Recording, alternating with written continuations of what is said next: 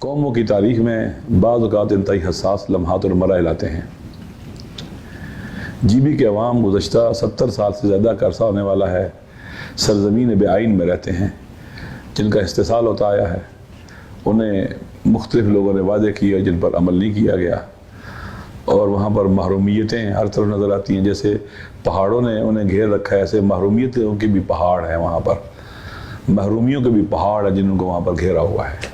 दुनिया के अंदर जो बदलते हुए हालात हैं और उन सबको सामने रखते हुए, और वहाँ यहाँ के लोगों की जो मुश्किलात हैं उनको सामने रखते हुए, मजलिस इत्तेहाद मुस्लिमीन ने शुरू दिन से ये बात की थी कि जीबी के अवाम को आइनी हुकूक दिए जाएँ, उनकी पार्लियामेंट में और सेनेट में नुमाइंदगी होनी चाहिए, और उस जो पहाड़ों के मुहासरे में और महरूमियों के मुहासरे में लोग वहाँ मौजूद हैं, इस हालत से उनको निकाला जाए। यहाँ तक कि हमने हुक्मरानों से ये भी कहा था कि अगर जीबी को आप आइनी हुकूक देंगे तो मजलिस इत्तेहाद मुस्लिमीन इलेक्शन नहीं लड़ेगी, क्योंकि हम वहाँ के अवाम को एम्पावर करना चाहते हैं।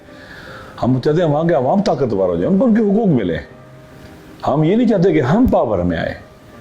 ये कभी भी हमारा मुद्दा नहीं रहा, कभी भी नहीं रहा। हम खादिम हैं अपने अवाम के, हम नौकर हैं अपने अवाम के, हम मजलूमों और महरूमों के खादिम और नौकर हैं। हम चाहते हैं कि वहां के अवाम को उनके हुकूक मिले। 70 साल से जो महरूमियां हैं उनका इजाला किया जाए। अल्हम्दुलिल्लाह इस बुनियाद के ऊपर मौजूदा हुकूमत ने यह फैसला किया है कि जीबी के अवाम को आइनी हुकूक दिए जाएंगे। उनकी नुमाइंदगी होगी पार्लियामेंट के अंदर भी, उनकी नुमाइंदगी होगी सेनेट के अंदर भी। लिहाजा ये एक अच्छा इकदाम है। लेकिन आपने देख लिया, गुजरांवाला का इज्तिमा आप देख लें, उसके बाद कराची का इज्तिमा देख लें, और फिर कोयटा का इज्तिमा देख लें कि किस तरह वहां पर जीबी को आइनी हुकूक देने की मुखालफत की जा रही है। तमाम सियासी पार्टियां जमा हो गई हैं वहां पर, और इनके चेहरों से नकाब उतर गए हैं।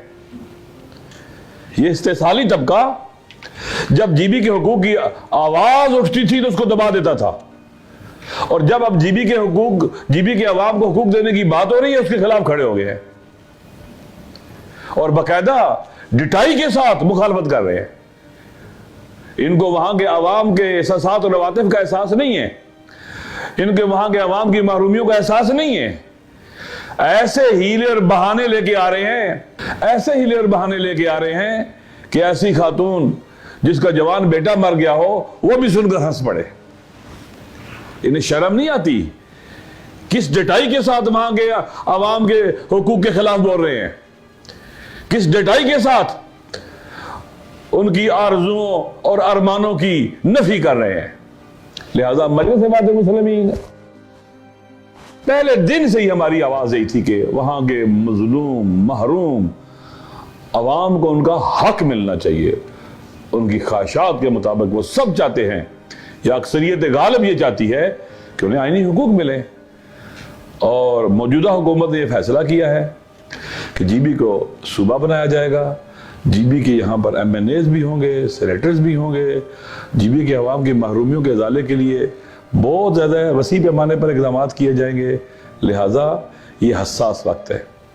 एक तो जीबी के अंदर ये कोशिश करेंगे कि खलफशार पैदा हो, जीबी को नाअमन नहीं होने देना, आलमी ताकतों के अखाड़े का ग्राउंड नहीं बनने देना। देखें अफगानिस्तान में कल आलमी ताकतों के लाने का मौका फराहम किया गया, आज तक वहां अमनी बर्बादी है।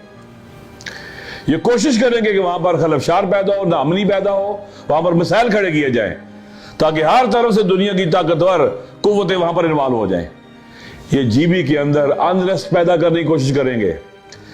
जब इन्हें अंदाजा हो गया कि आईनी हुकूक मिलने वाले हैं, इंडिया भी नहीं चाहता आईनी हुकूक दिए जाएं, इंडिया मुखालिफ है, आलमी कुव्वतें मुखालिफ हैं, और ये जो आलमी कुव्वतों की जुबान बोल रहे हैं ये भी मुखालिफ हैं। लिहाजा जीबी की आवाम को होशियार और बेदार रहना है, सोच समझ के अपने वोट को इस्तेमाल करना है। बहुत हसास वक्त है ये फैसला कुल वक्त आया हुआ है इस वक्त। लिहाजा किसी के धोखे में नहीं आना है। आप बाशऊर और बाबसीरत है, आप तजर्बा कर चुके हुए, आजमा चुके हुए लोगों को। लिहाजा मजलिस इत्तेहाद मुस्लिमीन जीबी के मजलूम और महरूम अवाम के हुकूक के लिए आखिरी हद तक जाने को तैयार है। जैसे मैंने पहले कहा कि हमने हुकूमत से कह दिया था कि अगर आप जीबी को आईनी हकूक दो, वहां के अवाम की महरूमियों के इजाले के लिए इकदाम करो, हम इलेक्शन नहीं लड़ेंगे, हम आपके हक में बैठ जाएंगे, आपको सपोर्ट करेंगे। हमें आपकी महरूमियों का इजाला चाहिए, हमें आपकी सूरत हाल की बेहतरी चाहिए, आपकी तालीम बेहतर हो, आपको बेहतर सहूलतें मिले हेल्थ की और सेहत की, रोजगार बेहतर हो, आपको एम्पावर किया जाए, आपकी सरजमीन है वो, आप वहां पर हुकूमत करें, हुक्मरानी करें, आप फैसले करें अपने, हम आपके साथ हैं। और ये आपने फैसला करना है कि जीबी ने आइंदा किस तरफ जाना है, जीबी का रुख किस तरफ होगा। अगर आप चाहते हैं कि जीबी सही समझ में चले तो सही फैसला करना, दुरुस्त फैसला करना। आपका वोट जीबी का फ्यूचर बदल सकता है। आपका वोट अगर सही जगह ना गया तो जीबी के और आपके बच्चों और आइंदा नस्लों के मुस्तकबिल को खराब कर सकता है। लिहाजा सोच समझ के वोट डालें, इलाके को ना देखें, गली महल्ले को ना देखें, लसानियत को ना देखें, कौमियत को ना देखें, मसलकों को भी ना देखें। पाकिस्तान जीबी के अवाम और वहां के जो सितम रसीदा मजलूम लोग हैं, उनकी बेहतरी जिसमें है उसकी तरफ जाइए और ये फैसला कीजिए। और मुझे यकीन है कि अगर आप इन तमाम चीजों को सामने रखेंगे, मुख्तलिफ मदारियों के चक्कर में नहीं आएंगे, उनके धोखे में नहीं आएंगे, फरेब में नहीं आएंगे, धोखेबाजों से अपने आप को बचाएंगे। और कभी ये पूछे तो सही सियासी लीडरशिप से जो आपसे वोट मांगने आ रही है कि जब आपकी मौजूदगी में बड़े बड़े अवामी इज्तिमात के अंदर गुजरांवाला में, कराची में और फिर लाहौर कोयटा में जीबी को सूबा बनाने की मुखालफत की गई और मुख्तलिफ किस्म के मुश्किलात खड़ी करने की बात की गई, तो आपने इसको रोका क्यों नहीं, उसकी तरदीद क्यों नहीं की? ये पूछना इनसे।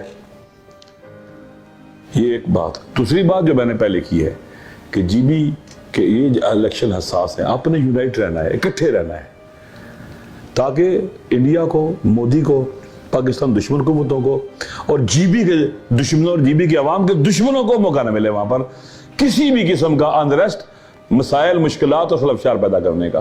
तीसरा ये बात है कि अपने आप को इकट्ठा रखना, यूनाइट रखना है अपने आप को। इलेक्शन के अंदर वोट डालने को इख्तलाफ की हद तक रखना है, इसको नफरत और दुश्मनी में नहीं बदलने देना है ताकि दुश्मन इसे फायदा ना उठा सके। मुझे उम्मीद है कि आप बाशऊर लोग हैं, आप समझदार लोग हैं, आपने मुख्तलिफ मुश्किलात के नशीब फराज से अपने आप को गुजारा है और यहां तक पहुंचे हैं। आपका फैसला बेहतरीन फैसला होगा, दुरुस्त फैसला होगा, सही फैसला होगा। अवाम ने जब भी मिलकर फैसला किया, अच्छा फैसला किया और इंशाअल्लाह ये फैसला भी आपके हक में, पाकिस्तान के हक में, अवाम के हक में, आपके हकूक के हक में बेहतरीन फैसला होगा। अस्सलामु अलैकुम व रहमतुल्लाहि व बरकातहू।